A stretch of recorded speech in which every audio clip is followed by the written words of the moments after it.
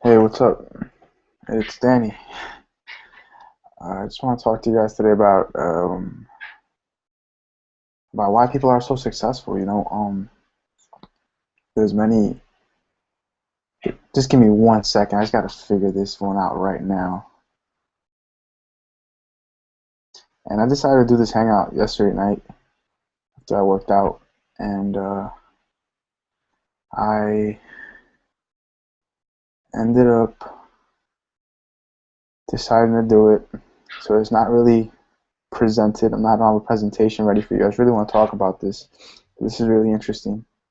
Why some people are just so successful. And some people spectate and some people are playing the game.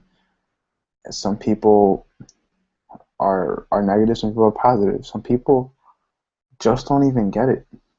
They see what's happening, but they don't care, they don't get it, they're comfortable. And that's what I want to talk about. People get comfortable, they get complacent in what they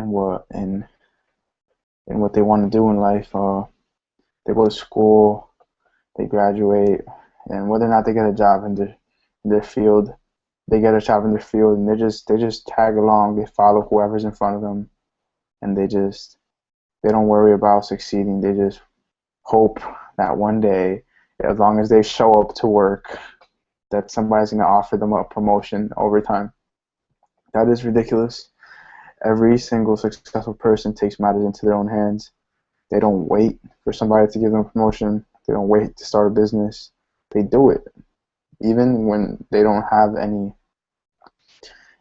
resources available. They just start. Starbucks owner, um, he he got refused. I heard today. I think it was like over 440 times from investors.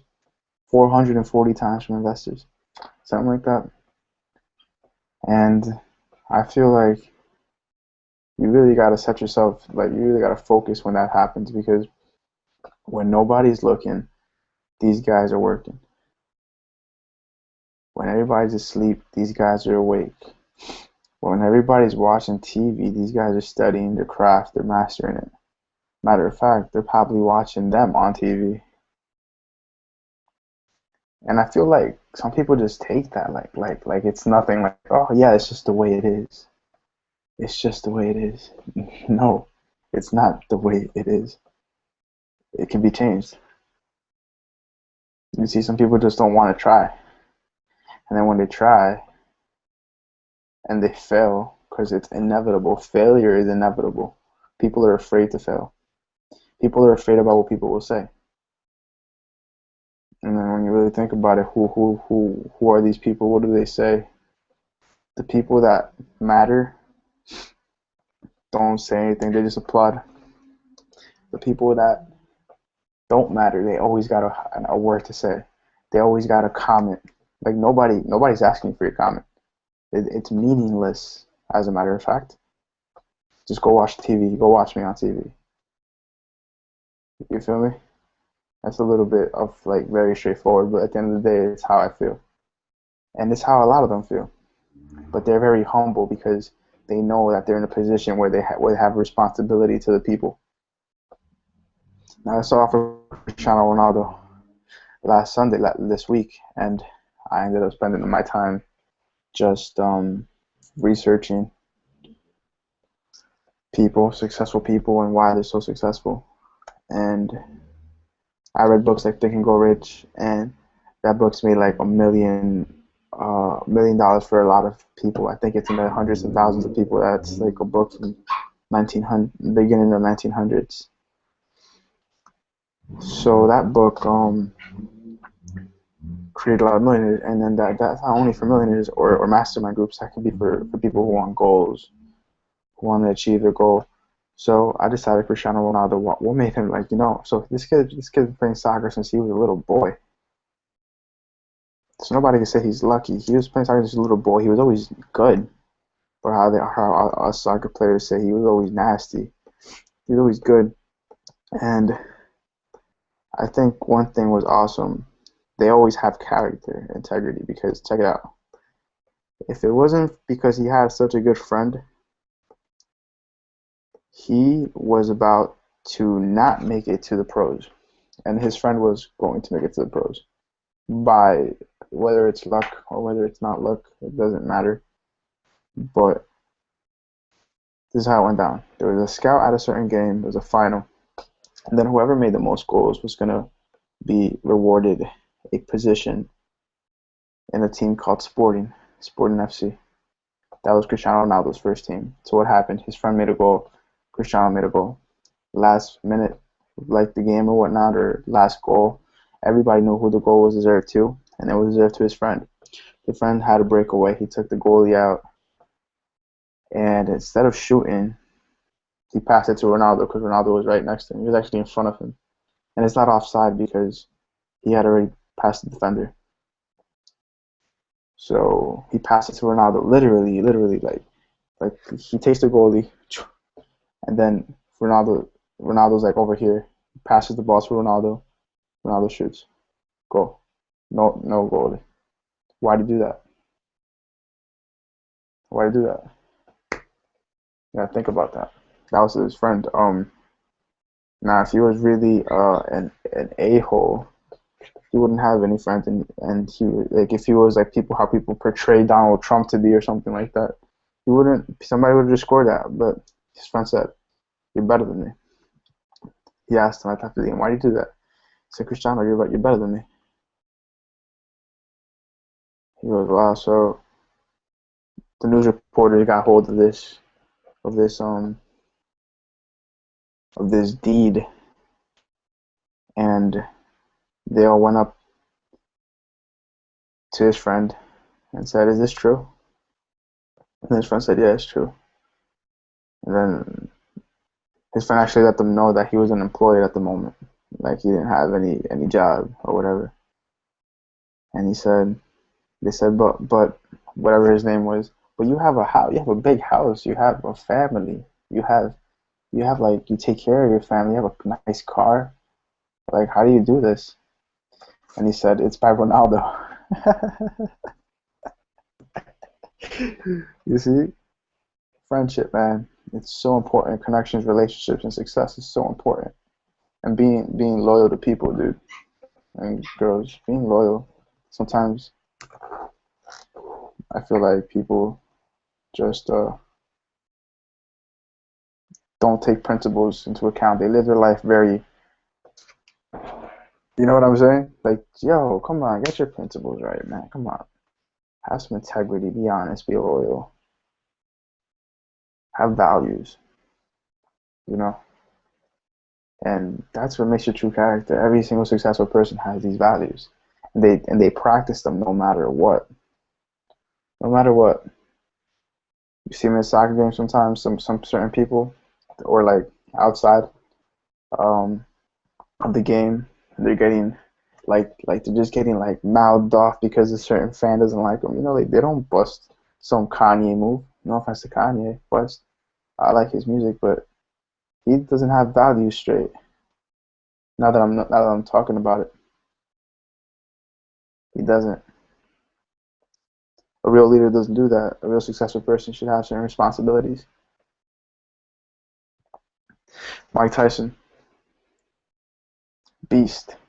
He wasn't always like that though. He wasn't always like that. This story when he was a kid, and and he had a pet dove, a pet like a bird. And these kids were bullying him, picked on him. Actually took the bird and I believe they cracked its neck or something like that in front of his face. And Mikey didn't do anything. He couldn't. I believe he didn't do anything. Regardless of what, just listen to the story. Whether or not he did something, he got back to the kids and he pretty much messed them up. So every time he fought, it was for that bird. It was because of those bullying people. He had a mentor who literally made him ferocious. Like literally made him want to like. And when he went into the ring, he wanted to kill people. Literally, that's what he says. He says he's like, yo, I went into the ring, wanted to kill people. like wanting to kill the other guy. He goes, it's a state of mind that I don't recommend, but it's just the way I was mentored in. It was, he goes, when I was a kid, I didn't have an idea of what greatness was. Like, what is greatness?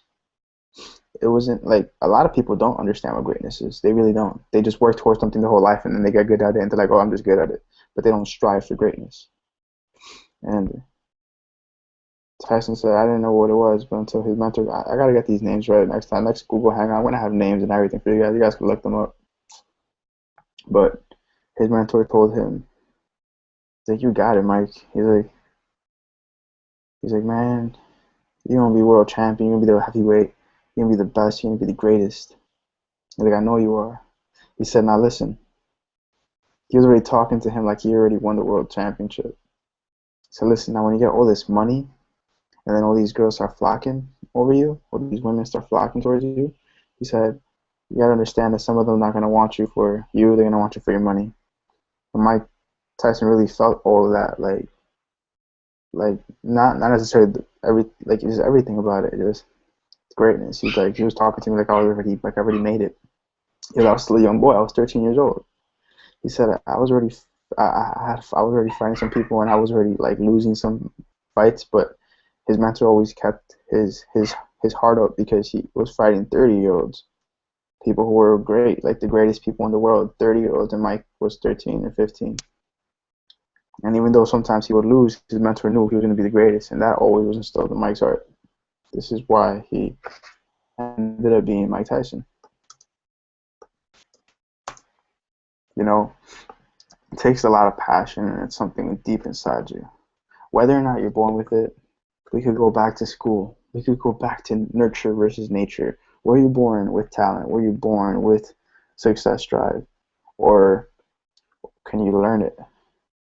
Man, we could talk about this forever, and that's not my subject of the matter because I'm not going to waste my time with that. Because I know for sure that anybody can become successful. Because it's not about how much talent you have, it's about how much persistence you have. It's about your decision and your desire for what you want. A lot of people have talent, they don't make it to the pros because they're just lazy bums. They're just lazy bums. And then you ever heard of that saying called wasted talent? Yeah, it's real. It's real. Anybody could achieve success. Remarkable success, whether or not you could be Einstein or I don't know who, maybe like Alexander the Great. Man, I would tell you yes, but you really got to be courageous. He crossed the world and fought, and he was always in front. You know these guys with the big pikes, the big pikes.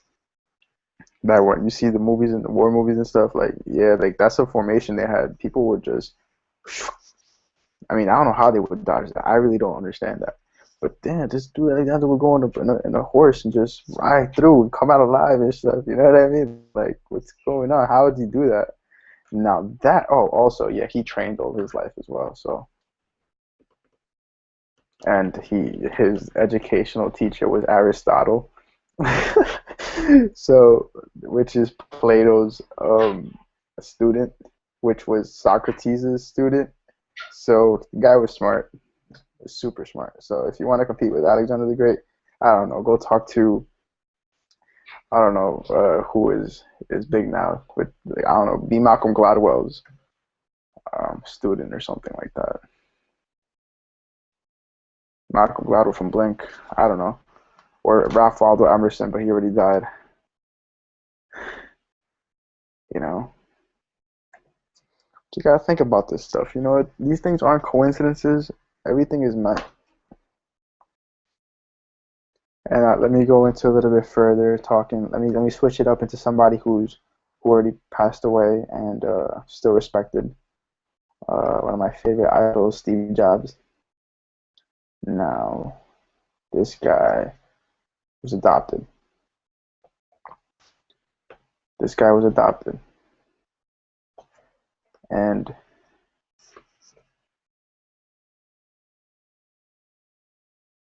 He just had desire. Maybe it was the idea that he felt some type of inferiority because he didn't have real parents or whatnot. Maybe it was. But what I do know is that this man's drive for what he wanted was unremarkable. That surpasses anybody's extent today's age. The guy wanted to make a dent in the universe. That was his goal. Make a dent in the universe. You know what that is? The universe. Like this is Earth. So when you go in space, that's the universe. I mean, that's space. And then when you get out of space, that's the universe. His goal was to make a dent in the universe. That's what his mind was like. Nobody can come up with something like a Macintosh or an Apple iPad, and iPhone without thinking about putting a dent in the universe. You get me? Nobody could do that.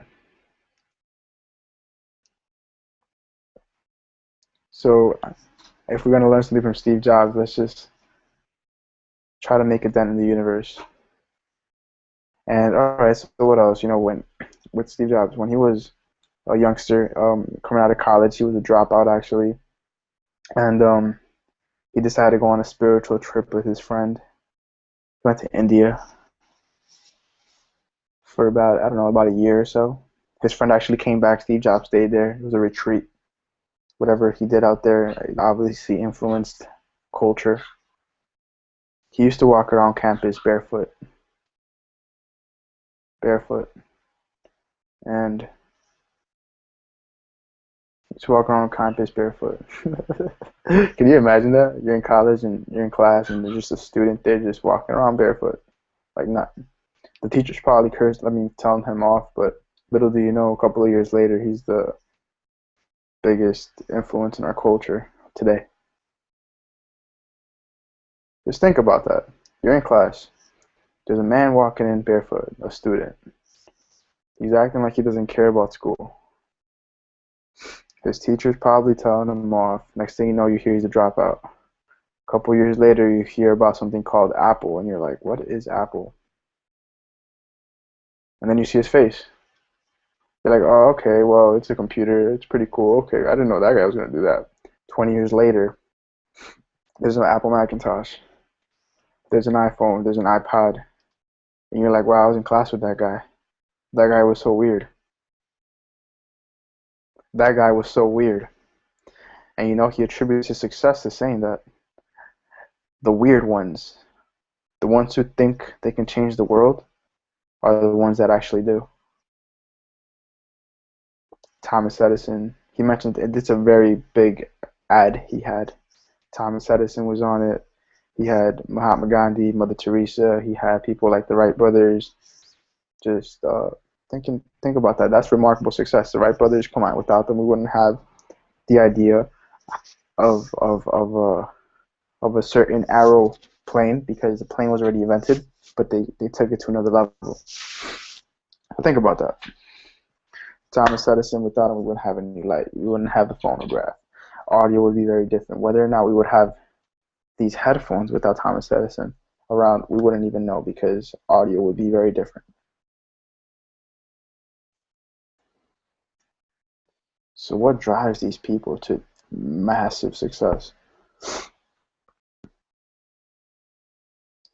Some people will just say they just work hard and persist, and that's really sometimes at the end of the day that's what everybody says, and it's true. That's a given. You have to work hard and persist. You have to be willing to fail. Steve Jobs said you have to be willing to fail.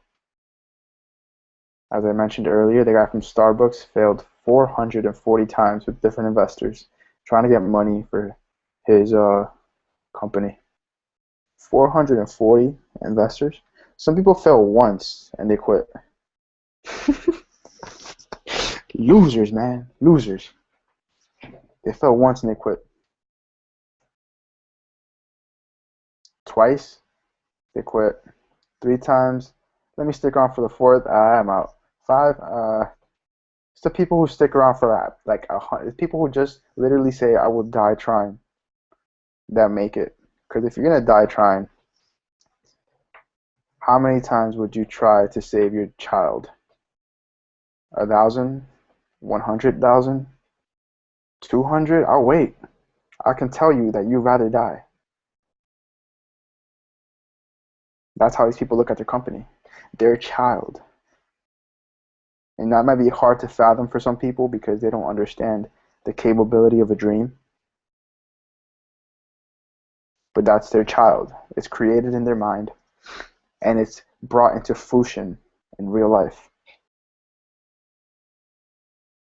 With time, though, it doesn't happen right away. It doesn't happen like that. It takes time and patience. That's another principle that they'll have: patience. Patience that they know that when they plant something in the spring, it will harvest in the fall. And if weather conditions aren't well in the spring, you might not have something well in the fall. It doesn't mean that you didn't do something right sometimes. It just means that environment, outside conditions might have affected it. But these successful people know that, so they take advantage of that knowledge and they do whatever they can. Metaphorically, you get a greenhouse. Metaphorically speaking, you get a greenhouse. You could plant whenever you want and success whenever you want. Do you understand? Network marketing is one of those. No matter how the economy is, network marketing is booming. People like Jim Rohn, who was a farmer who had no skills really and who knew how to milk cows and that's it, became multi-millionaire and one of the biggest influential speakers of our time, rest in peace. But he just influenced people. He learned skills through time and understood the basic principles of success. He was a regular guy. Now, when you talk about Jim Rohn, that's a regular guy. We're not talking like his success was still big. You know, he's just a regular guy, and anyone can be like Jim Rohn.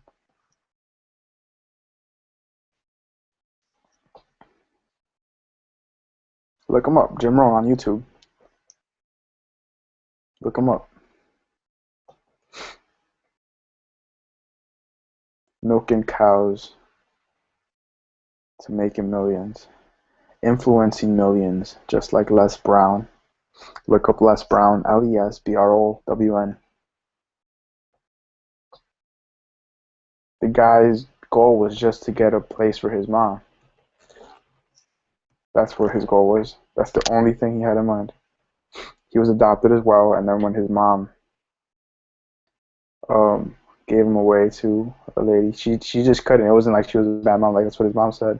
She just couldn't take care of him.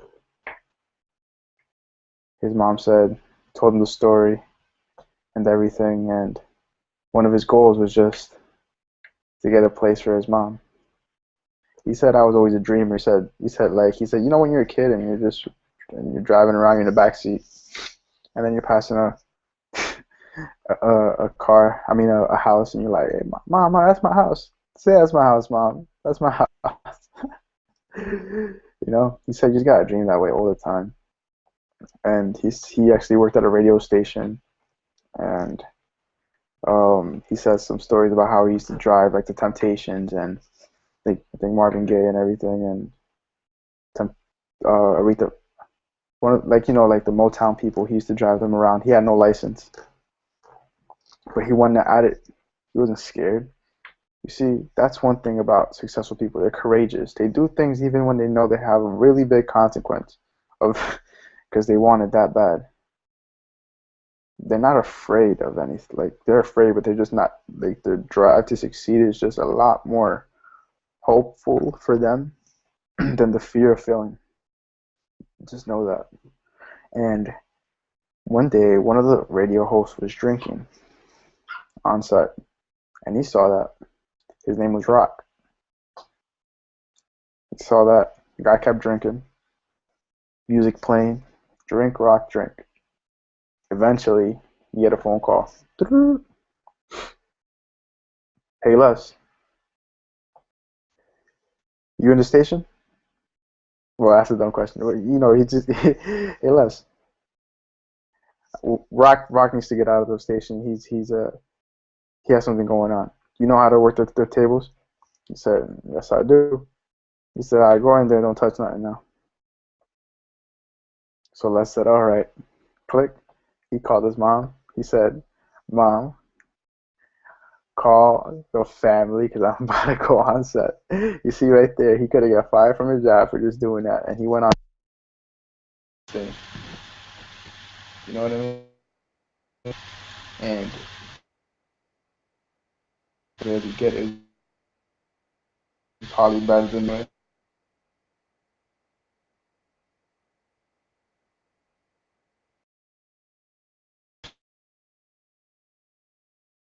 And the dream really. And the guy had to just the house. Like to begin for his the most he's ever made off one show, off one speaking for one.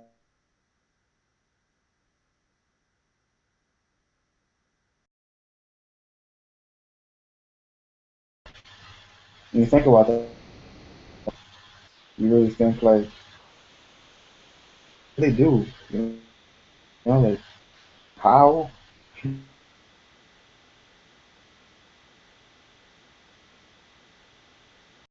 know what I mean when a plant or the bamboo tree.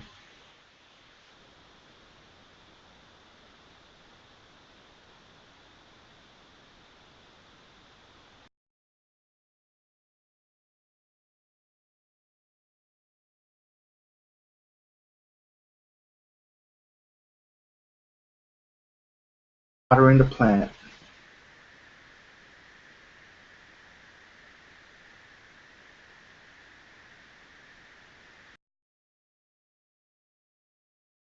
So the question is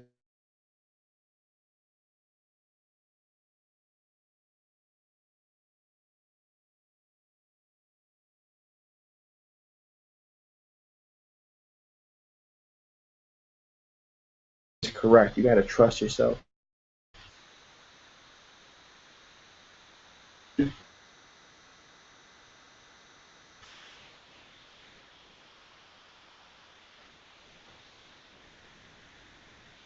You're a different person because it's just that easy.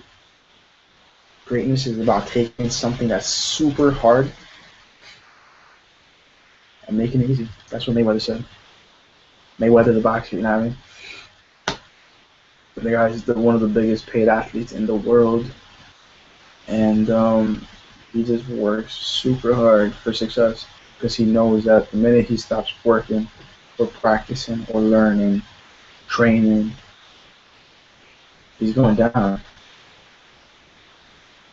So people think like success is something you hit, like, oh, that's music people. Oh, I got a song on the radio, I'm successful.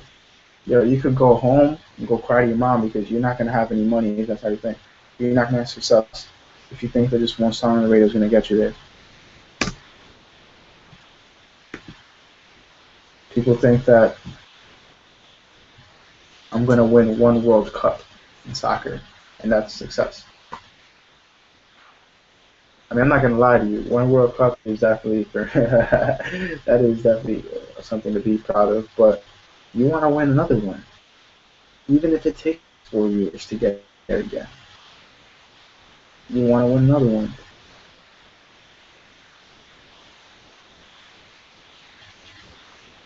In mixed martial arts, they have fights about every 3 months or every 6 months. You become champion, and now, what do you have to show for it? Like a golden plate or whatever it is, or I don't know, it says UFC champion.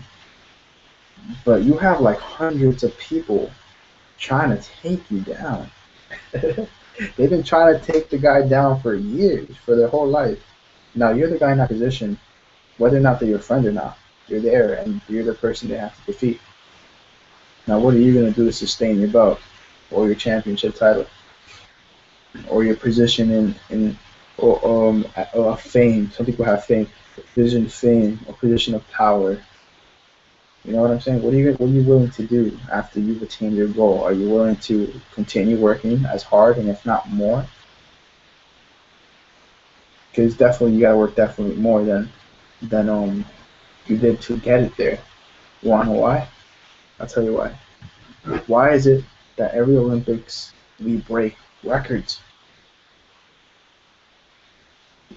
Think about it. Every Olympics is broken records. But the last year, that was the best record. Or whatever, whenever they do the Olympics, that was the best record.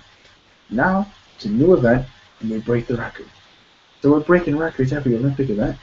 So what's going on? Like, did the guy not try his hardest last one? Of course he did. The guy did his best. It's something about human nature. Once somebody does something, everybody believes it's possible. Once one person does something, everyone believes it's possible. So if you hit a record, you break a record, a world record, Olympics, and you're like, wow, I didn't think you could do that in that time. I didn't think she could do that in that time. That time is amazing. Nobody's done that before. Bam. Guinness World Records, fastest runner, fastest sprinter, I don't know, javelin launch, whatever it was. Now, next Olympics. Why? It's all mental. It's all up here. It's all psychology. It's a mind state. Okay? You have to be willing to do the impossible.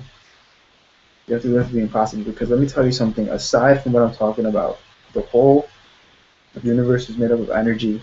Steve Jobs said that everything you see around us has been made by people no smarter than you and I. No smarter. But for some reason, when we were kids, people told us no. And for some reason, we didn't have enough. So how do you say? No, you're wrong because I know I can do.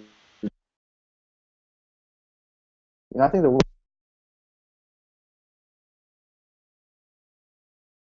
be an astronaut. I want to be president of the United States. I want to do that. The worst thing a parent can say, son, well, it's to get your things right. That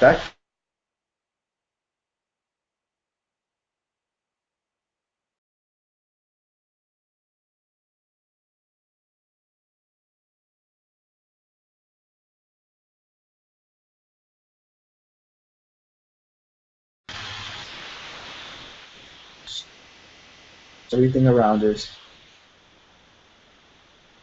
smarter than you and I. Why can't you create something?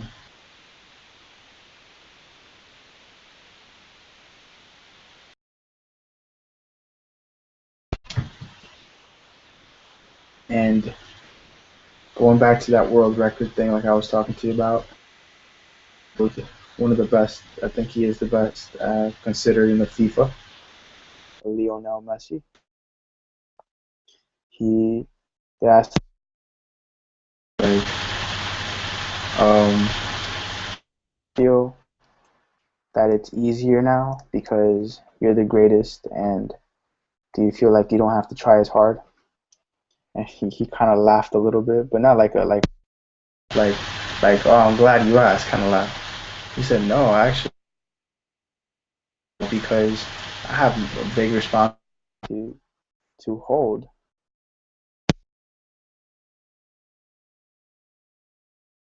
It's actually I gotta work hard.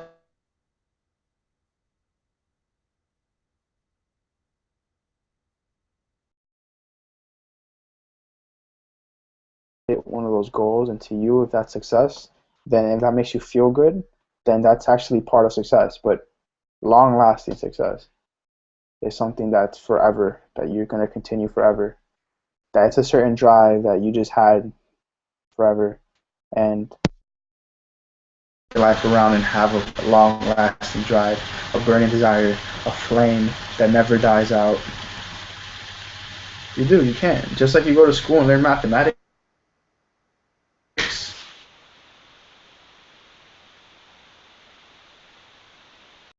You gotta get a degree, and you gotta.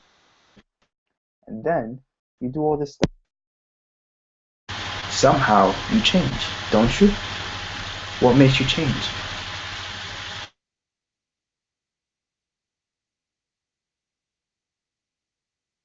Your customer, you start thinking about this stuff. You start talking about it with your friends in groups because you got a test or a project to do.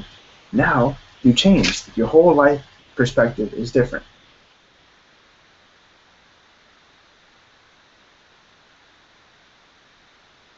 Unless you want to be a police officer dream, or some type of lawyer, or accountant, or blah, blah, you know what I'm saying? If that's your dream,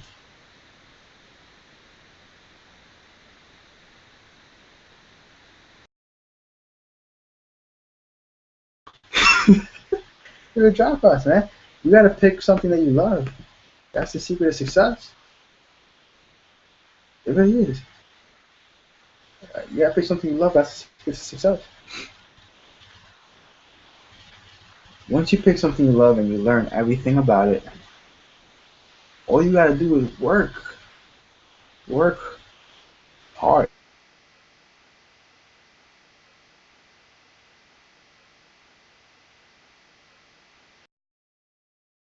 So now once you learn it, you get da da da da. But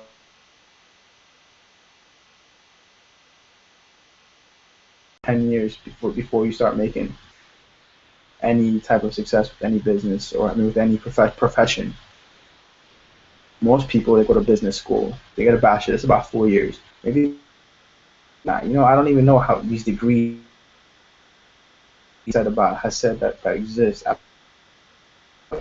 You go to school for like 4 to 6 years and learn anything because you were.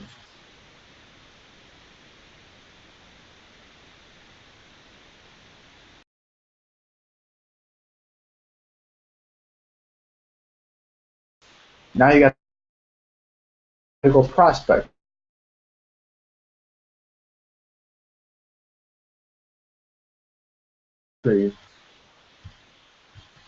That's about 10 years. If that's what you love to do, go. Steve Jobs did it in less time. Steve Wozniak. Used them just like Cristiano Ronaldo's friend hooked them up. Changed. They released a computer in about. It was a big hit, but it wasn't making money. You got that? A big hit, but it wasn't making money. Why was it? It was revolutionary. It was innovative. I am not a geek, although I don't.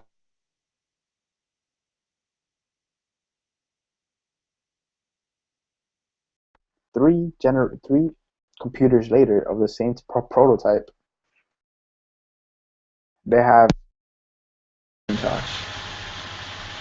And I remember Thinking like those. kind of weird looking, but they look awesome. I want to use one of those things. Expensive. They're expensive. Yo, get out of my face. They're expensive. Yo, like, I hate people like that. Then they took out the laptop.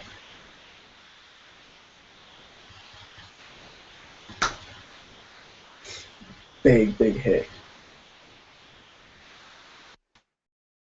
They innovate a little bit more. They still. I'm a Hot 97. I'm in Um, for Juicy J. He was talking to me, and I was having a conversation with him, and we're dude and how I idolized him and everything. In a car one time, security guarding for Warren Buffett's another idol of mine.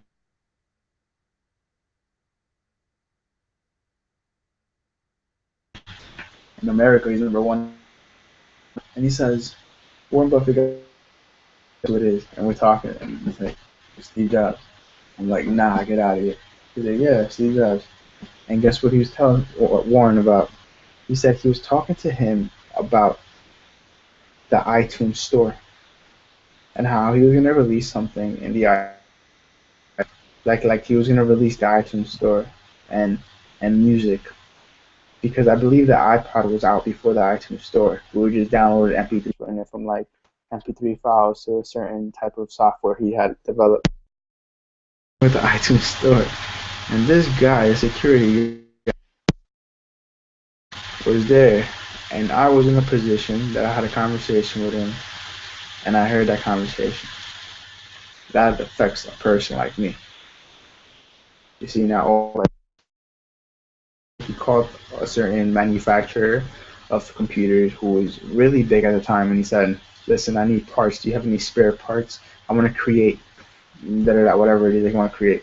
The guy actually gave him, and he gave him a it was like an internship. And one thing Steve Jobs for a favor, he knew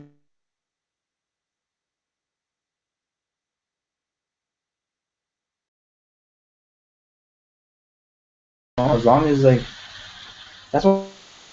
If you look online, I say, well, you need to tell them that you're gonna do something for them. You could do it that way because most people think like I need to do something for you, and then you gotta do something back for me.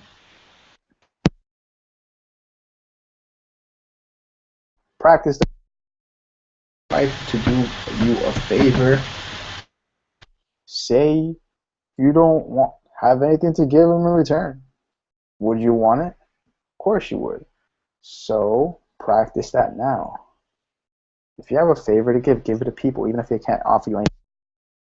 To make you a better person. So Let's go into like people like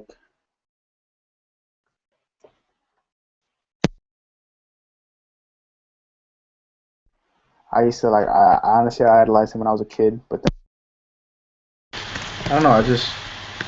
I had total respect for him, but he's definitely not in my such as like Steve Jobs or like Cristiano Ronaldo, Mike Tyson.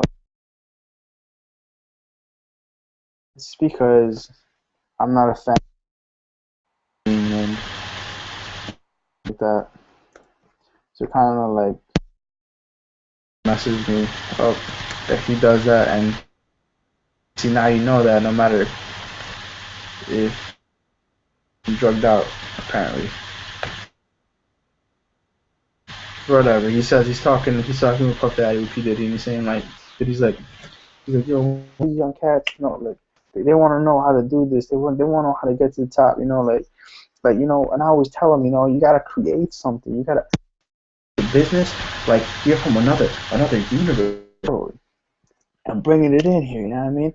And then Wayne's like, yeah, man, when you put into it, and they're both like, is what you get out of it, and they're like, laugh. Radio, you should watch on YouTube. It's the truth. Whatever you put is what you get out of it.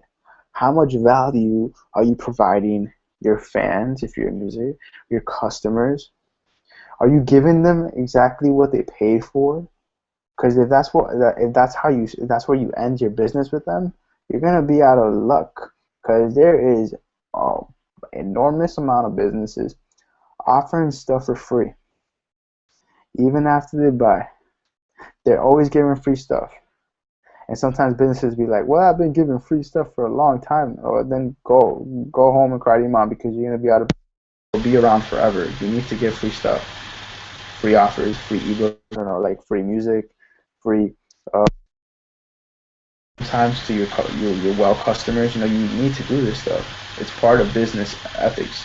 I'm not sure if they teach this in school or because I didn't take business in school. Actually, I did, but I kind of left. But you need to do this. On today's day and age, everybody's doing it. They're giving out free stuff. They're giving out value. This video is value for no reason, and I just want to communicate. Somebody's going to look at this video and they're going to be like, oh, shit, that's pretty cool. And I'm having a blast, man. I'm just...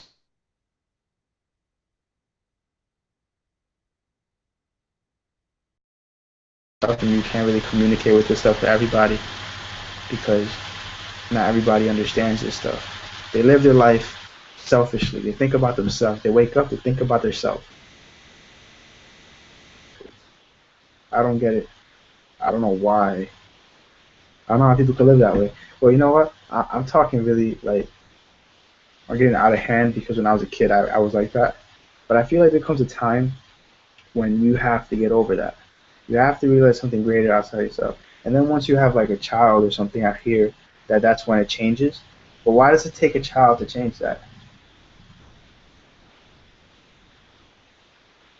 And maybe it takes a business to change that, because obviously, every business owner treats their business like their child. They start thinking about others. They become a businessman. If you look at businessmen, they're always happy. They're always talking to people. They're always like, wow, like, oh, wow, nice suit. Wow, that was a great presentation you did there. Because they really mean it. They're not just talking on their butt. Some people like that think for themselves. They think that like they're faking it.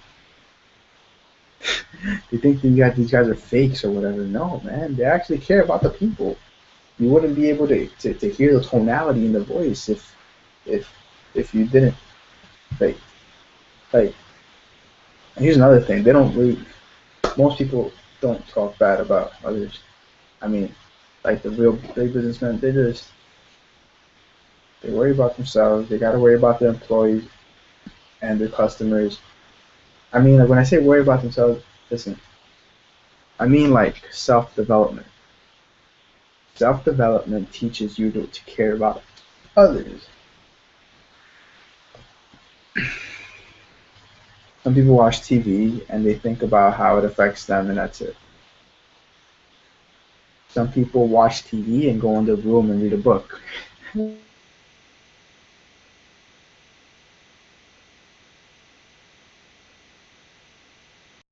He says, I love TV. Every time somebody turns the TV, look, he goes, I love TV. I mean, who reads books? Successful people. They read books. CEOs read an average of 60 books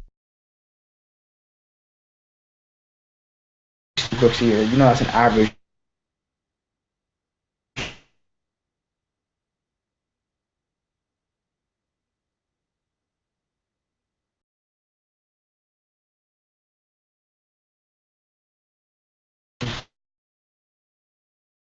Tell me how to live your life. Man.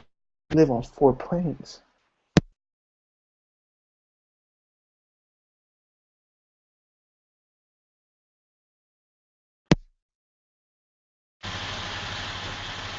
Oh, he's a pothead.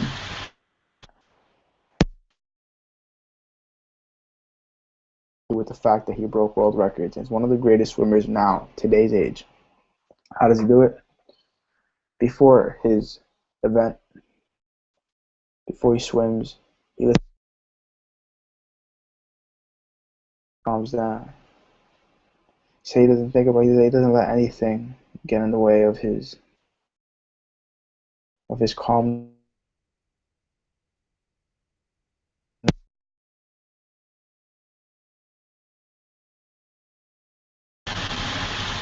And that horn goes off. He explodes because he had all that energy backed up.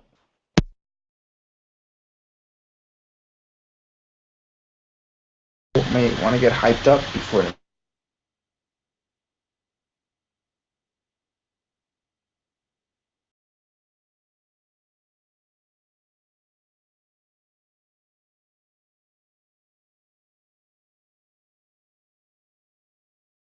I know enough about Les Brown and talk to you about Anthony Robbins.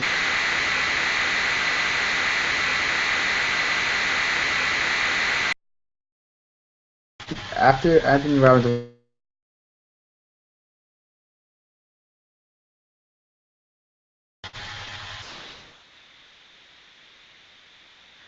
when I say a millionaire,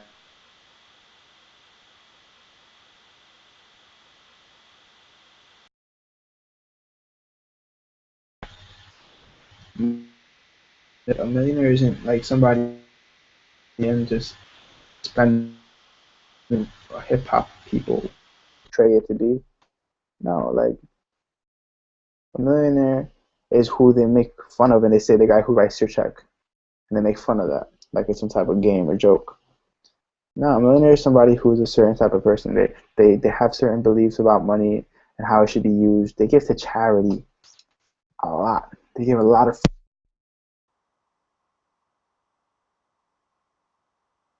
I believe it is gives free surgeries. Certain state of mind. You're a certain type of person. You're part of the. You just you just love.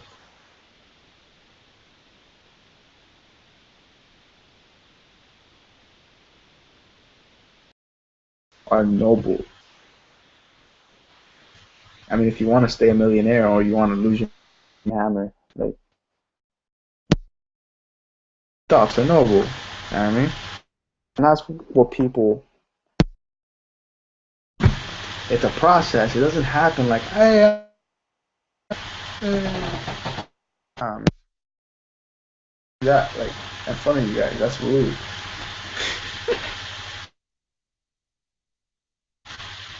But and what does he do now? He helps people all around the world. Peak state of mind. Peak. Staying in a peak state of mind.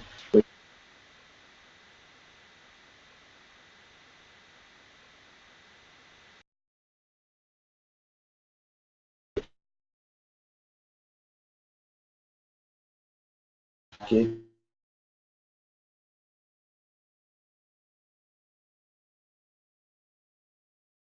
Emotionally, physically. Happens that what he talks about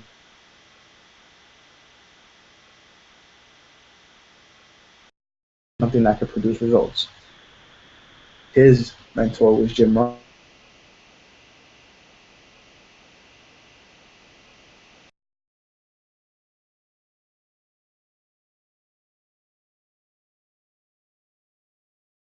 Yeah, I think Little Wayne and Birdman.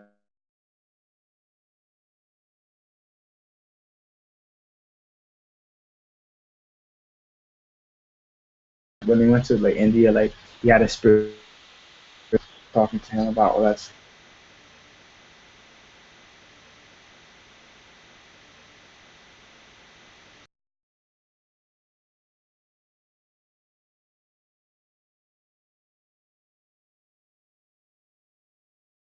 Or something that you create.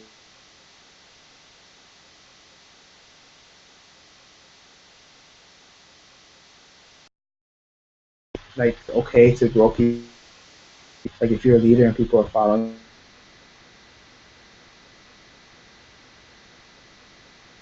you need to grow a lot. You should have a mentor, somebody who's going to lead you, and they'll know this, and they're not afraid to say it. Sometimes people are very prideful and they think like they know it all.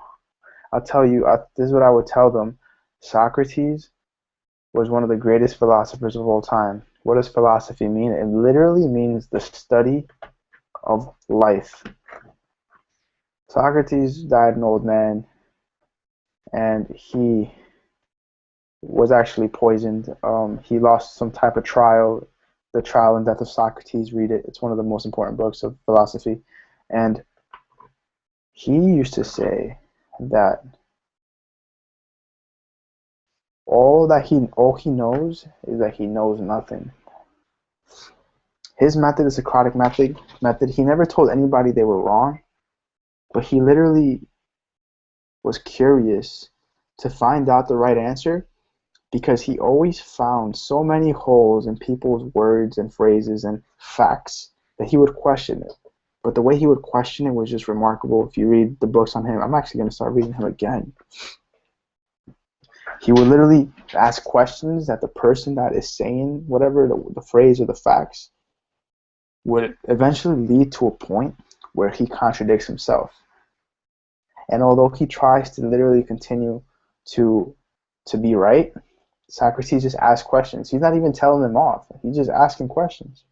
And he's like, but if you say this, then this might be that. So what do you think about that? And then like he'll probably contradict himself. And the people would get so mad at Socrates that they'll just leave his site. They'll just walk away. Like they would meet up at Greece was a democracy. I think it was the first democracy, so they met up at where everybody meets and talks. Kind of like the United Nations in New York or something like that. And he would just hang out there. He was poor. He was literally poor. He would just hang out there, and he would ask people questions just like that. And eventually came to a point where he had a school and people would learn from him, and people didn't like that because they didn't think that it was real knowledge. Little did we know that our culture changed because of Socrates. He's like a Steve Jobs, for example. Maybe a little bit. Maybe a little bit. I don't know. I don't want to compare people like that. You know, they're all great, but they've sent him on trial, saying that he is doing blasphemy because he's teaching people blasphemy because he believes in other things that aren't gods. He didn't question gods. He would question like metaphysics, like things in real life. That didn't make sense when you really dug. Because Greece had like 100 gods or something like that. So they told him that he was trying to make a new religion or whatever, and they kind of in the trial of Socrates, he actually asked those same questions in Socratic method to the people in the trial, which led literally to making them fools of themselves. But he still was trialed to death, and he had to drink poison. I want you to read a book called How to Win Friends and Influence People by Dale Carnegie. I might even give it to you for free. I have it, the audiobook for free. I'll give it to you guys for free. And he talks about that. And if Socrates would have read that book, he probably would have been alive. Well, not really, but at that time. Why? Because in the How to Win, I'm going to end it with this. In How to Win Friends and Influence People, he says, you never want to argue with people because you're never going to win. You're never going to win an argument. Now, I don't want you to practice this, but if you're one of those people that likes to tell people off or like correct people and not mind your own business, I dare you to think of me and say, wow, I'm losing every single battle, whatever it is. And you might say, well, I'm winning the argument, but you're really losing. Because that person who you just beat or whatever in the argument and the debate will never respect you like that anymore because you just told him off. You made him feel small. People don't want to be made feel small. They want to be made feel bigger. Everybody thinks they're better than you. I want you to know that. When you walk out of the door and people are walking, in their mind, they're bigger than you. Why? Because somebody's scratch or cut is bigger to them than some starving baby in Africa. It sounds messed up, and unless you're Mother Teresa, I want you to look into your principles and values and think about it. And you'll realize, oh shit, yeah, you're actually right. It's the truth. Sometimes it hurts, but it's the truth. Guys, it's Danny Carmona. I'm actually going to give you guys the How to Win Friends and Influence People book for free, an audio book. I want you guys to read it every day for 30 days straight, for 30 minutes. Take care.